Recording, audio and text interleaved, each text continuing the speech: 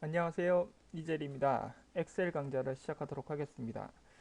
이번 강좌는 데이터 분석 도구에 관련된 설명인데요. 그 도구에는 시나리오와 데이터 테이블과 그다음 목표값 찾기와 같은 기능들을 이용해서 효과적으로 데이터를 어떻게 분석을 할 수 있는지에 대한 설명을 드려보도록 할 겁니다. 그런데 그 전에 아마 지난번 강좌에서 제가 피벗 테이블을 설명을 드렸는데요. 아마 피벗 테이블을 실행을 하시면서 여러분들의 화면하고 제 화면이 좀 다르다고 생각을 하시는 분들이 좀 계실 것 같아서 제가 잠깐 언급을 좀 하고 가겠습니다. 그러니까 어떤 의미인지 한번 보여드리도록 하고 그걸 좀 설명을 드리고 난 이후에 넘어가도록 하겠습니다. 자, 다시 전에 다운로딩을 받으셨던 분들은 다시 열기를 하셔서요.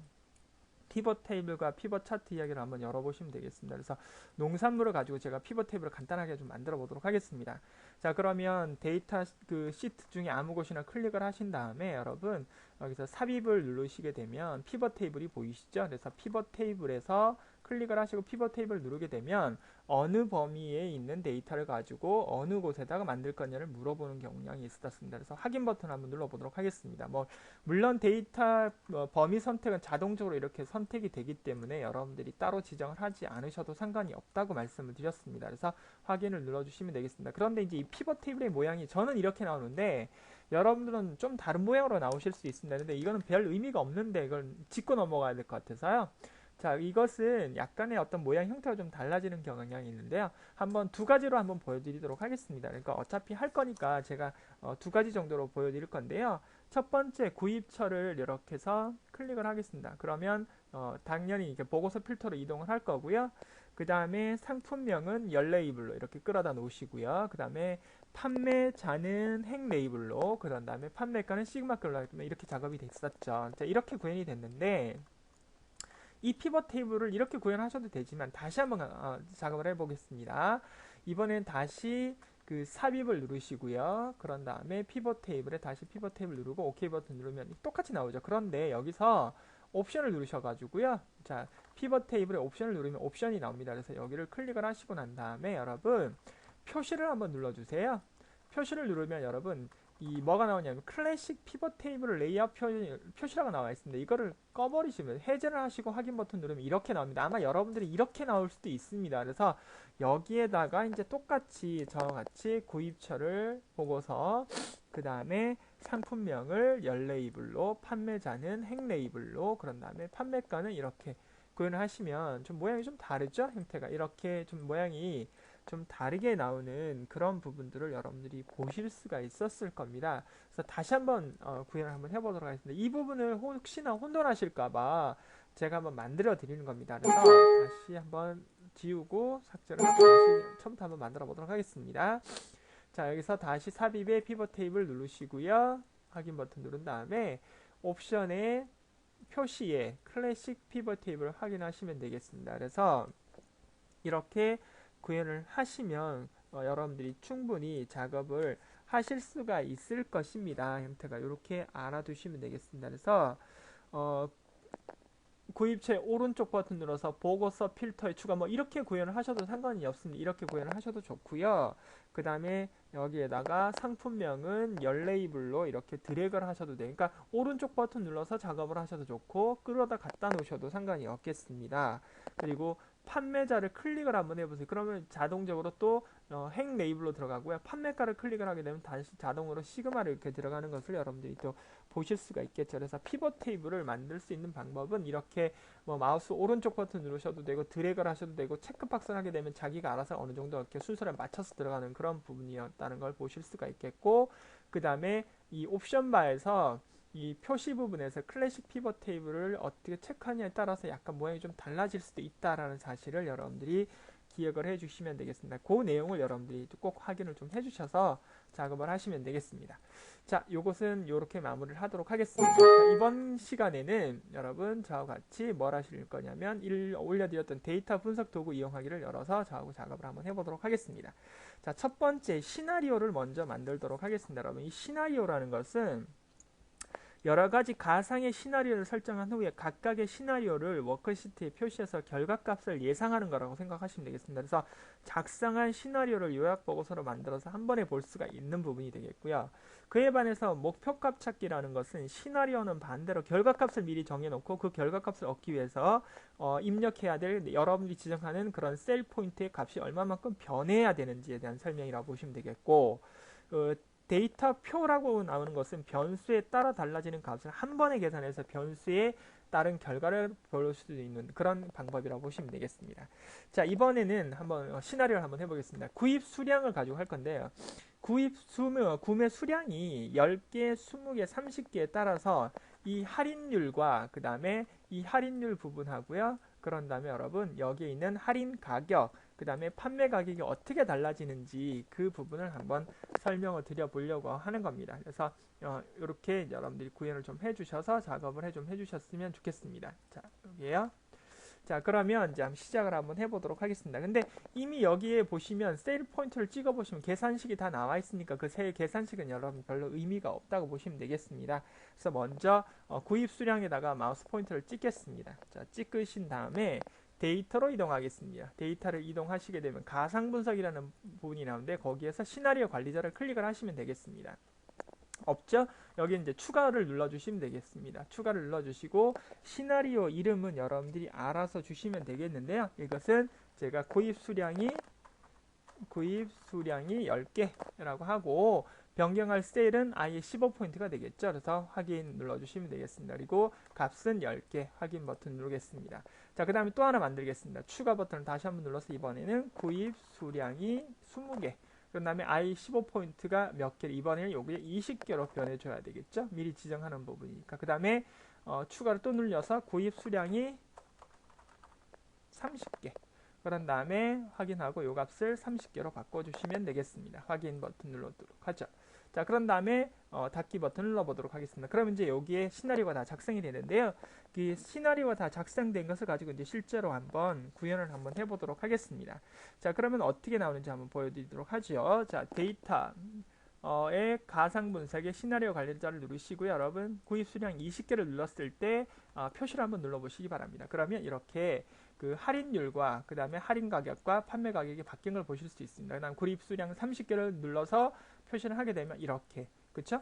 보시다시피 여러분들이 그 공동구매 형태에서 이 구입 수량의 그 값이 20개냐 30개냐에 따라서 이 여기에 있는 그 할인율과 할인 가격과 판매 가격의 변화를 여러분들이 직접 보실 수 있는 그런 부분이라고 보시면 되겠습니다. 여러분 이것을 여러분들이 잘 기억을 하시고 작업을 하시면 되겠습니다. 자, 그러면 여기에서 요약 보고서를 한번 만들어 보도록 할까요? 형태는 여기에서 요약이라는 단추를 눌러주시면 되겠습니다. 요약을 눌러주시고요.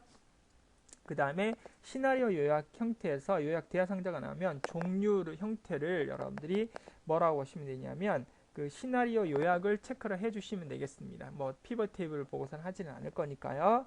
그런 다음에 범위는 어디에서 E5에서부터 어디까지 G5까지라고 보시면 되겠습니다. 그래서 E5에서부터 G5까지 이렇게 범위를 잡아주시면 되겠습니다. 그런 다음에 확인 버튼 눌러주시게 되면 이렇게 형태가 각각 이렇게 시나리오 요약 형태 해가지고 요약 보고서를 우리가 만들 수 있는 그런 부분이라고 보시면 되겠습니다. 그래서 30개였을 때, 20개였을 때, 그 다음에 10개였을 때 그 각각의 어떤 그 포인트 형태가 이렇게 달라지는 것을 여러분들이 확인하실 수가 있겠습니다. 자, 이번에는 목표값이 워커시트를 한번 눌러보도록 하겠습니다. 자, 목표값 찾기는 시나리오는 정반대 개념이라고 그랬습니다. 그래서 그 결과를 미리 정하고 결과값이 되기 위해서 입력해야 할 변수값을 찾는 방법인데요. 자, 이번에는 목표 이익이 지금 여기 보면 그 손해가 난 거죠. 그래서 이게 그 감가상각을 해가지고 목표값이 이제 예를 들어서 손익분기점, 즉 다시 말하면 매출액과 비용이 같아지는 날이죠. 그러니까 손익분기점이 0이 되는 날이 과연 이렇게 판매를 했을 때는 판매일수가 며칠이면 그게 가능한지를 한번 따져보는 형식이라고 보시면 되겠습니다. 그래서 그 값을 한번 구현 한번 해보도록 하겠습니다. 2의 14포인트를 커서로 마우스로 찍으신 다음에 여기가 기본값이 되겠죠. 그런 다음에 가상분석에서 시나리오 관리자를 목표값 찾기를 눌러보도록 하겠습니다.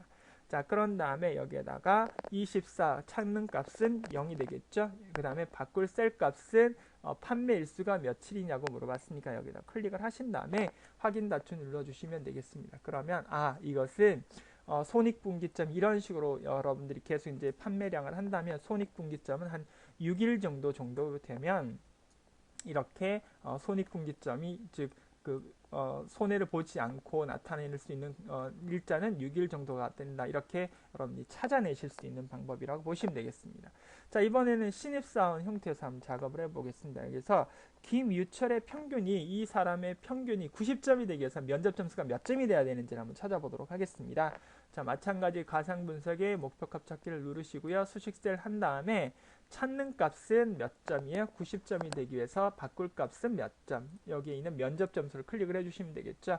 그러면 이것은 이 사람의 면접 점수는 87점이 아니라 93점이 돼야만 이 사람의 그 평균이 90점이 된다는 사실을 여러분들이 확인하실 수가 있겠습니다. 자, 이렇게 여러분들이 확인할 수 있는 게 목표값 찾기, 그 다음에 시나리오에 관련된 설명이었다고 보시면 되겠습니다. 자, 이번에는 그 데이터표로 비교 분석을 하는데 여러분 이 구구단 부분을 한번 구현하겠습니다. 일일이 이걸 다 계산하기 좀 그러니까 데이터표를 이용해서 변수값이 달라질 결과를 여러분들이 직접 이렇게 구현을 하실 수가 있는데요. 한번 구현을 한번 해보도록 하겠습니다. 구현을 한번 해보도록 하겠습니다. 먼저 그러려면 계산식을 먼저 써야 되는데 그러니까 B의 4포인트에다가 먼저 커서를 찍으시고요. 여기다가 는 한 다음에 B3 B3이니까 여기에 있는 값이 되겠죠. 그 다음에 곱하기 다음에 C의 3포인트를 하겠습니다. 그런 다음에 작업을 하겠습니다. 그러면 여기 값이 0이 되겠죠. 그런 다음에 범위를 전체를 잡아주시고요. 자, 범위를 전체 잡아주신 다음에 여기에서 가상분석의 데이터표를 누르게 되겠습니다. 그런 다음에 행 입력 부분은 여기에 B3, 그 다음에 열은 B4, C3이죠. 죄송합니다. 그런 다음에 확인 버튼을 눌러주게 되면 자동적으로 이렇게 수치 계산했던 것을 이런 식으로 다 곱해서 이렇게 구현을 해준다고 보시면 되겠습니다. 이렇게요. 그래서 1, 2, 1, 2 이런 식으로 계산이 자동적으로 구현이 되도록 해주는 그런 값이라고 보겠습니다. 그래서 그 데이터표 같은 것을 이용하시면 이렇게 구현을 하실 수 있는 부분이 되겠고요. 변수에 따라 달라지는 값을 한 번에 계산할 때 가장 많이 활용을 할 수 있는 그런 방법이라고 보시면 되겠습니다.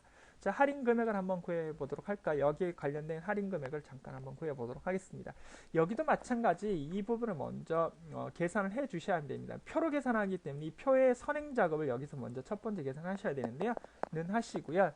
자, 여기에서 뭘 하시면 되냐면 C4의 마이너스 할인 금액이니까요. 그런 다음에 가로 열고 그 다음에 C4 곱하기 할인율 10%를 뺀 값이 되겠죠. 그래야 이것이 이 10% 할인된 값이 이제 여기에서 값이 나왔다고 보시면 되겠습니다. 자, 범위를 이렇게 끝까지 범위를 잡으실 때는 반드시 계산된 값도 포함이 되도록 이렇게 해주셔야 한다는 걸 알아두시기 바랍니다. 자, 범위를 잡으셨으면 마찬가지 가상분석의 데이터표를 눌러주시고요. 자, 그런 다음에 마찬가지 여기에서 구현을 하도록 하겠습니다. 행에 입력될 셀은 C의 5, 그 다음에 B열에 입력될 것은 C의 4 이렇게 구현하도록 하겠습니다. 그런 다음에 확인 버튼 눌러주시면 되겠습니다. 그러면 이렇게 자동적으로 14만 8천원, 12만원, 그 다음에 38만 9천원이었을 때 10%, 20%, 30%의 값들이 다 자동적으로 이렇게 계산이 되고 있는 부분들을 보실 수 있습니다. 실제로 제가 나와 있기 때문에 설명을 드리긴 하지만 가상분석 형태에서 데이터표가 쓰이는 경우는 실제적으로 업무에 나갔었을 때 그렇게 많은 경우는 아님이라고 생각합니다. 근데 하지만 이런 기능들을 알고 계시면 쉽게 여러분들이 또 계산을 해낼 수 있는 방법들도 있다라는 사실을 알아두시면 되겠습니다. 이를 예로 이것은 절대 주소나 혼합 주소들을 이용해 가지고 계산을 하셔도 상관은 없지만 이런 데이터표를 이용해서 비교 분석을 할 수 있는 방법도 있었다는 것을 알아두시면 되겠습니다. 그래서 이번 강좌에서는 시나리오와 그 다음에 목표값 찾기에 관련된 설명이었는데요. 여러가지 가상 시나리오를 설정한 후에 각각의 시나리오를 워크시트에 표시해서 결과값을 예상하는 반면 목표값은 결과값을 정해놓고 여러분들이 원하는 어떤 셀에 포인트 있는 값을 예상하는 값을 우리가 목표값 찾기다 이렇게 말씀을 드릴 수가 있겠습니다. 그리고 변수에 따라 달라지는 값을 한 번에 계산해서 변수에 따른 결과값을 비교 분석하기 위해서는 데이터 표를 이용하는 방법이 있다. 이렇게 알아두시면 되겠습니다. 자, 이번 강좌는 여기서 마무리를 하도록 하겠습니다. 수고하셨습니다.